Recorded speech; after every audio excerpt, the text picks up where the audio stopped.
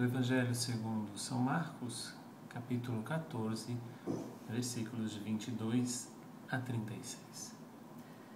Depois que a multidão comera até saciar-se, Jesus mandou que os discípulos entrassem na barca e seguissem à sua frente para o outro lado do mar, enquanto ele despediria as multidões. Depois de despedi-las, Jesus subiu ao monte para orar a sós. A noite chegou e Jesus continuava ali sozinho. A barca, porém, já longe da terra, era agitada pelas ondas, pois o vento era contrário. Pelas 3 horas da manhã, Jesus veio até os discípulos andando sobre as águas. Quando os discípulos o avistaram andando sobre o mar, ficaram apavorados e disseram: "É um fantasma!" E gritaram de medo. Jesus, porém, logo lhes disse: "Coragem, sou eu, não tenhais medo."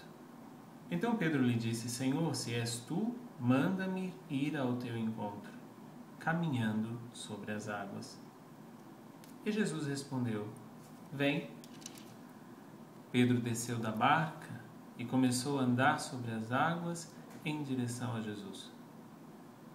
Mas quando sentiu o vento, ficou com medo e, começando a afundar, gritou: "Senhor, salva-me."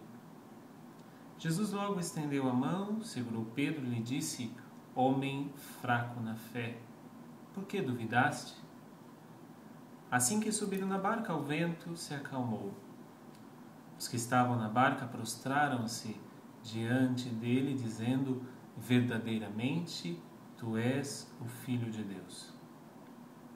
Após a travessia, desembarcaram em Genezaré.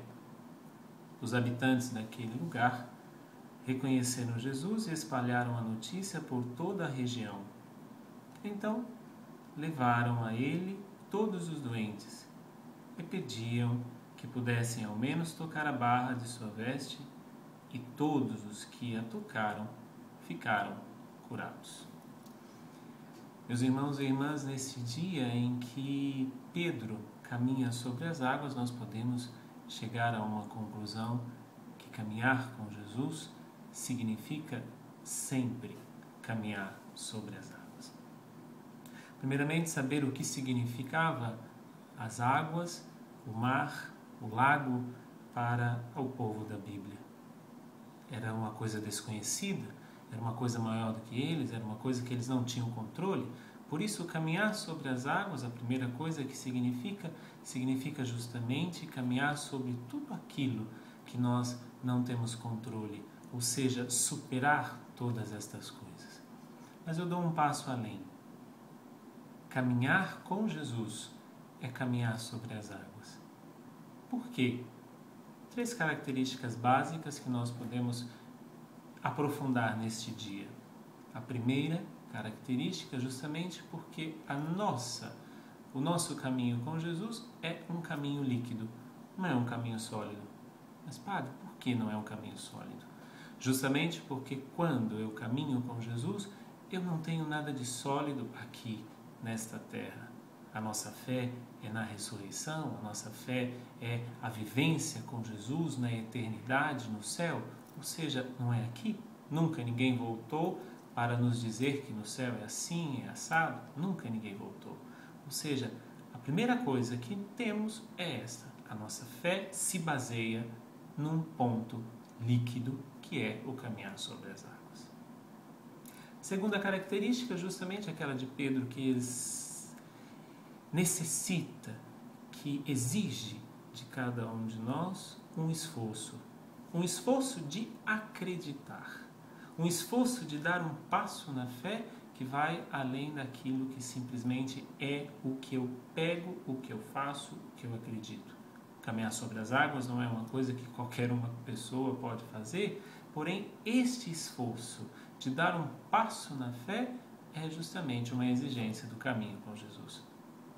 Mas a terceira característica, e posso dizer aquela mais importante, é justamente aquela de entrar nas águas, de caminhar sobre as águas, olhando apenas para Jesus.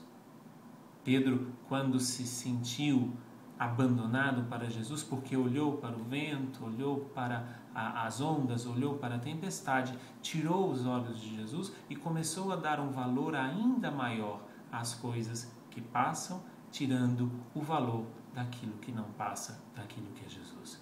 Que hoje nós possamos verdadeiramente caminharmos na fé, com os olhos fixos em Jesus e dando o verdadeiro valor a Ele, que é o Senhor da nossa vida.